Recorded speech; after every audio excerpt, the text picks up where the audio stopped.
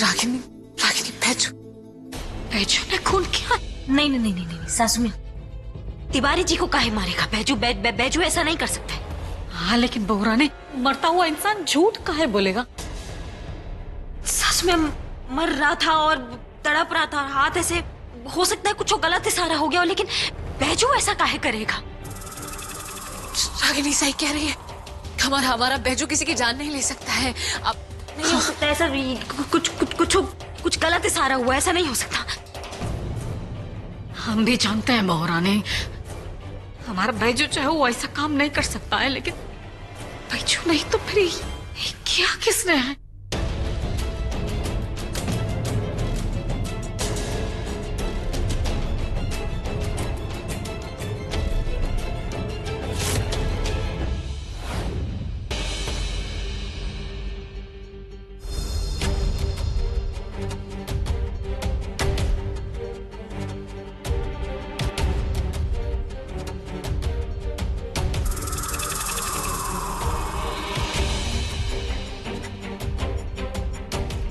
साहब पूरा घर छान मारा, कहीं कुछ नहीं मिला। सब रसोई घर और पूरा बाथरूम छान मारा, कहीं कोई सुराग नहीं मिला। सर घर के बाहर चारों बाजू देखा लेकिन कुछ नहीं मिला। कुछ तो होगा। लाश को उठाओ। जी सर।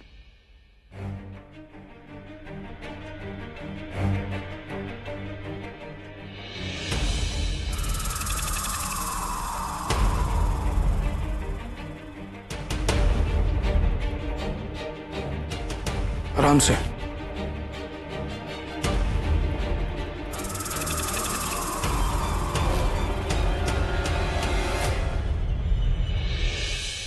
क्या आप मरने वाले इंसान को पहले से जानते हैं? हाँ, वो हमारे बाबूजी के पार्टी में जो है वो कार्यकर्ता थे, बस इतना ही हम जानते हैं, और इसके आगे हम कुछ नहीं जानते उनके बारे में। इंस्पेक्टर साहब, मैं आपको बताता हूँ, ये तिवारी रागिनी के बाबूजी विकराल सिंह, उनकी जान लेना चाहता था, और इसने पहले उन पर अटैक भी किया था। फिर उसने खुद कन्फेस किया और फिर सॉरी भी बोला, इसलिए हमने आप लोगों को रिपोर्ट नहीं की थी। I am really sorry. लेकिन आज फिर से रागिनी और सृष्टि ने इसे बाबूजी पे फिर से अटैक करते देखा है। और जब तक हम लोग कुछ समझ पाते, विशु जी ने आकर सब कुछ संभाल लिया, और तिवारी के साथ हाथापाई में विशु जी के हाथ पर चोट भी लगी। मिस्टर विशु, क्या आप बता सकते हैं कि आप पे हमला किस हथियार से हुआ? एक लंबा चाकू था, 6 से 8 इंच का। अच्छा ये बताइए, चाकू का पिछला हिस्सा लकड़ी का था या किसी और चीज का? ये सब कुछ इतना जल्दी में हुआ कि मुझे ध्यान नहीं।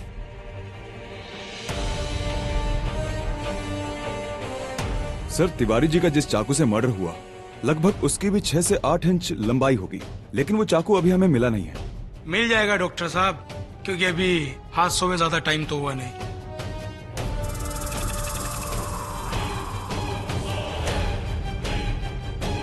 यहीं कहीं होगा वो हथियार भी।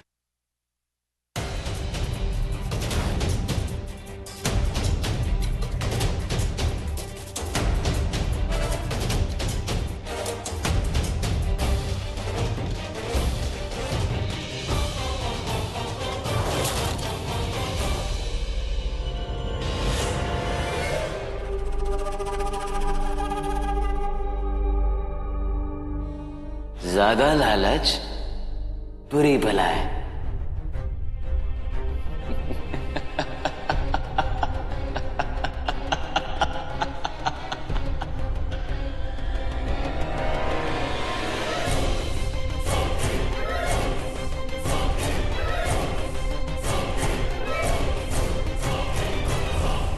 खैर, अब ये बताइए कि मरने से पहले तिवारी ने कुछ बताया था? अब बोल नहीं पा रहा था, उसको लगा हुआ था, वही चलते। बाकी वो कुछ इशारा कर रहा था, वो घर के एक सदस्य की तरफ वो इशारा किया था।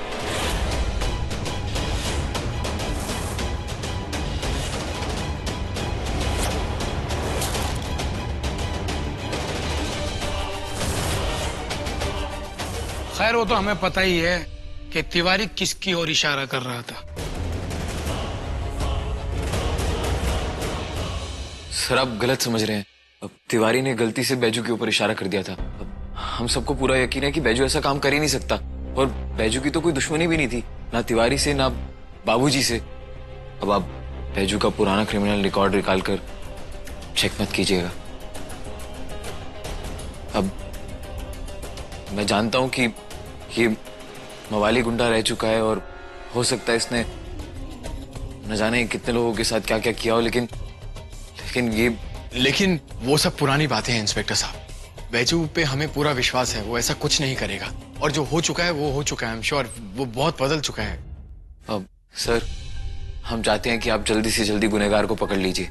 हम में से ये कोई नहीं चाहता कि इस घर के सदस्य के ऊपर कोई इल्जाम लगे, और अगर आपको शक होता है बैजू के ऊपर तो आप कार्रवाई कर सकते हैं। आपको इस चीज में कोई परेशानी नहीं होगी। बैजू तुम घबराओ मत, तुम्हारे लिए हम बड़े से बड़ा वकील लेकर आएंगे। वकील? वकील? वकील का है? थोड़ी ना कोई केस दर्ज हुआ है, ऐसा कुछ बात नहीं हुआ है। मरने से पहले इंसान कैसे तड़पता है, वो ऐसे ही कुछ तड़प रहे थे तो हाथ पैर थोड़ा हिल रहे थे, तो ऐसा कुछ सारा नहीं हुआ। आप अपना इन्वेस्टिगेशन कीजिए जाके और फिर आके बात कीजिए। मैडम जी वो तो हम कर ही लेंगे, फिलहाल तो बैजू से पूछताछ करनी और आप लोगों से बाद में। चलो मिस्टर बैजू, पूछताछ करनी है आपसे। 1 मिनट, अभी आप लोगों से नहीं, बैजू से पूछताछ हो रही है, आप लोगों से बाद में होगी।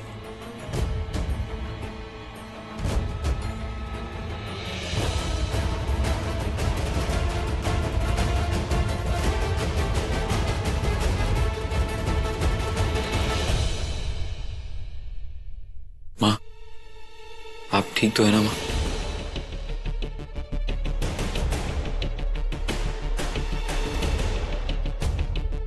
मैं आप सबके लिए चाय बना कर आता हूं। चलो कुछ सोचते हैं सिस्टर। बैठो।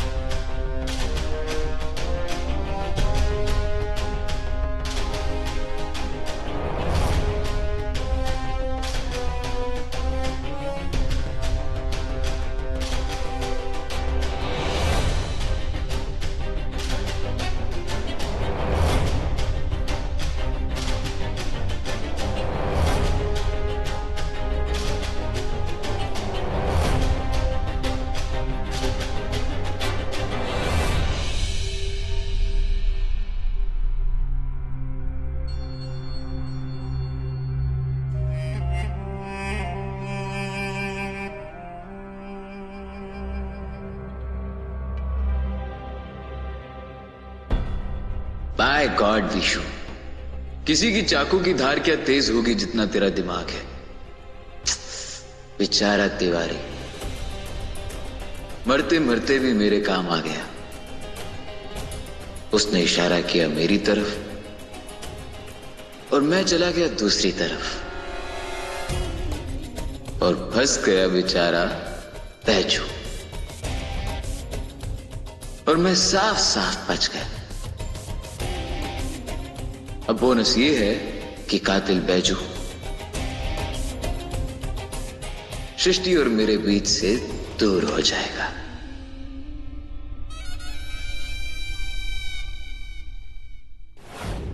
रागिनी अब तुम कौन सा सुराग ढूंढ रही हो? देखो पुलिस ने इस घर की पूरी छानबीन की है, उन्हें कुछ नहीं मिला है, तुम्हें भी नहीं मिलेगा। अपने आप को ज्यादा परेशान मत करो रागिनी प्लीज। एक ही रात में इस घर में बहुत कुछ हो चुका है, मर्डर हुआ है, बाबूजी पे हमला हुआ है, पुलिस आई है। अब तुम प्लीज और परेशान मत हो, प्लीज रागिनी। बैजू, उस तिवारी ने तुम्हारी तरफ इशारा क्यों किया? हमारे घर में खून बहा, लाश मिली, चाचा जी पर हमला हुआ और इस सब का इल्जाम तुम पर कि तुमने ये सब किया है। ये सब क्या हो रहा है? हमारी तो समझ में कुछ नहीं आ रहा है। ये क्या हो गया? लाश, इतना सारा खून, तुम पर इल्जाम की। हमको भी नहीं मालूम ये सब क्या हो रहा है। हमारे दिमाग काम नहीं कर रहे। आप तो हमारा सच जानती है ना। बैठो आराम से। मिस्टर जी, आप एक बात बताओ, बैजू ऐसा नहीं कर सकता है, हाँ? लेकिन अगर बैजू ने नहीं किया तो फिर ये काम कौन किया? कुछ समझे में नहीं आ रहा है। लेकिन एक बात तो आज क्लियर हो गया है मिस्टर जी। आज बाबूजी इस हमले से बचे ना, इससे एक बात तो क्लियर हो गया है कि जो कोई भी है ना, वो कोई बाहर का ही बंदा है, कोई हमारे घर का बंदा नहीं। और इस बात से हमें बहुत राहत मिला है आज। लेकिन कौन है ससुर? और ये तिवारी को किसने मार दिया मिस्टर जी? हम देखे थे उसको, हमारे यहाँ से क्या था पता नहीं, सब गुत्थी बन गया मिस्टर जी। कुछ सर फट रहा है आज हमारा, कुछ समझ में नहीं आ रहा है हमें। मैडम जी, जिसका सारा दुनिया दुश्मन हो ना, उसको कोई भी मार सकता है। तिवारी का हमारे घर से कोई लेना देना नहीं है। हमने अपनी आंखों से बहुत से लोगों को मरते हुए देखा है। ये जो शरीर और दिमाग का तालमेल है ना, एकदम बिगड़ जाता है। और कहना कुछ चाहते हैं, कहते कुछ और है। हमको लगता है तिवारी ने गफलत में हमारी तरफ उंगली कर दिया। बस हमको कुछ नहीं होगा, आप टेंशन मत लीजिए। आइए चलिए। मिस्टर जी, सब एक साथ ऐसे काहे हो रहा है?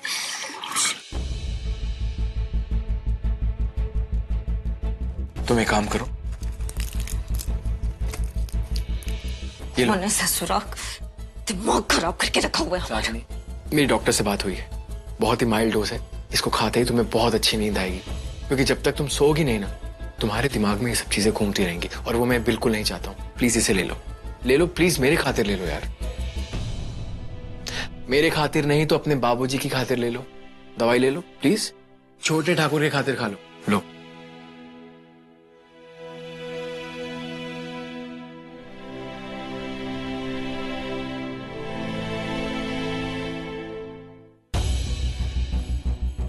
हम बुझ नहीं पा रहे हैं कि कौन सही है और कौन गलत है।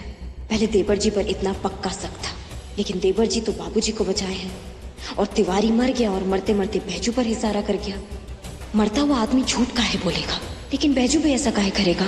अगर गुनहगार बैजू नहीं है तो कौन है? विशु?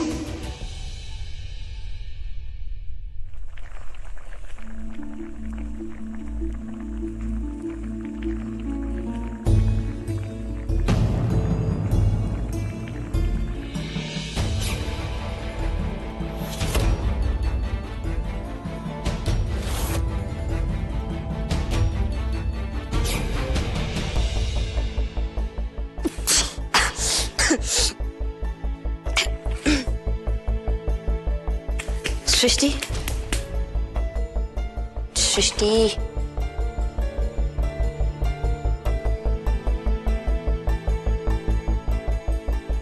सृष्टि, इसमें नमक कम है, नमक दो।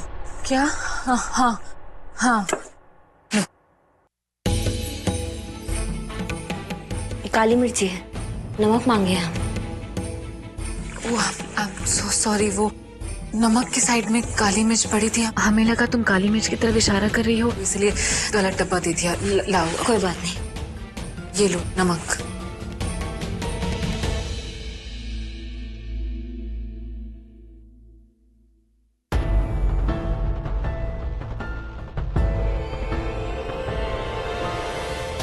हमने इशारा जो किया था वो नमक पे किया, और सृष्टि ने काली मिर्च पकड़ा दी।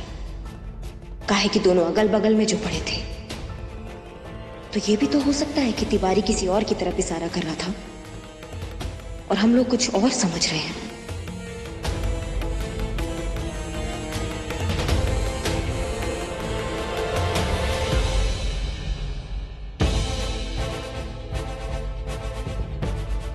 देखा जाए तो इस मामले में दुलारी दीदी और छोटे ससुर जी का कोई लेना देना है नहीं, तो बचे बस देवर जी। और बाबूजी ने साफ साफ उनका ही नाम लिखा है। तो कहा हम देवर जी को अनदेखा कर रहे हैं, या देवर जी कुछ ज्यादा ही चालाक है।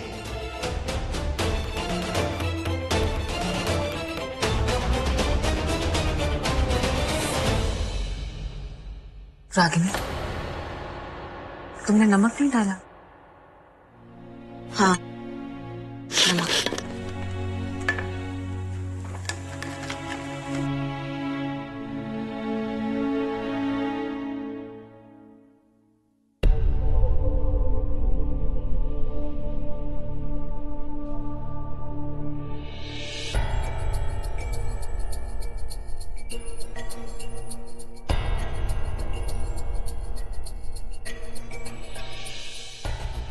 भैया क्या बात हो गई अब अचानक से? पता नहीं ब्रिज, बहू ने बुलाया इसलिए हम लोग आ गए। क्या हुआ बहुरानी? काहे हम सबको यहाँ इकट्ठा की हो? देखिए सासू में हम सीधा बात पे आते हैं। बात ये है कि बाबूजी ने जो है ना वो हमलावर का चेहरा देखा है।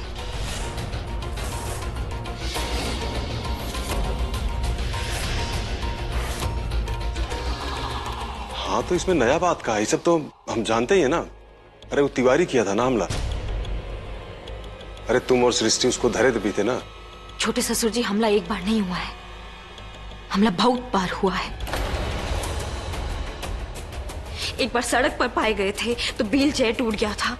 एक बार सीढ़ियों से गिरने वाले थे तो हम और मिस्टर जी उनको बचाए थे।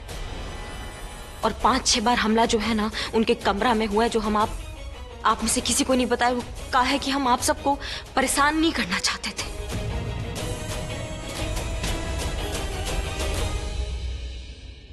लेकिन आज वो टाइम आ गया है जब उस हमलावर का नाम सबके सामने आना चाहिए।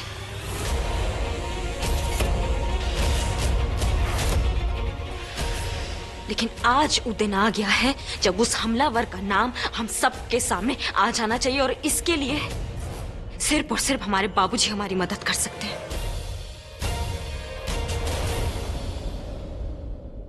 भाभी, लेकिन बाबूजी तो बोल नहीं सकते, तो फिर बताएंगे कैसे?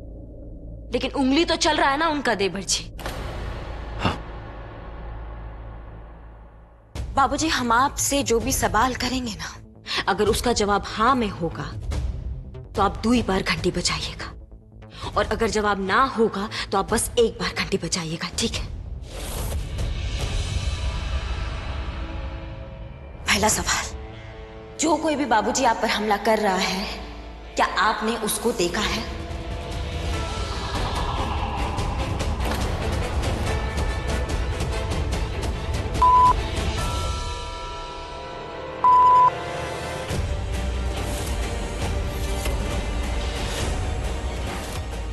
जो आप पे हमला कर रहा है बाबूजी, क्या वो तिवारी था?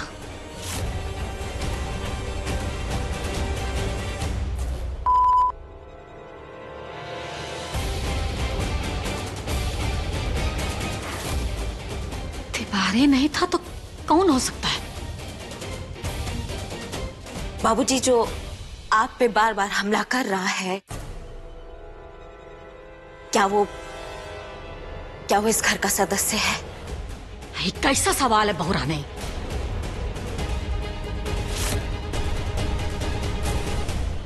मुझे कुछ करना होगा उससे पहले ये पुट्ठा मेरा नाम ले। देवर जी के चेहरे पे एक भी सिकन नहीं है, जैसे इन्हें पकड़े जाने का कोनो डर ही नहीं।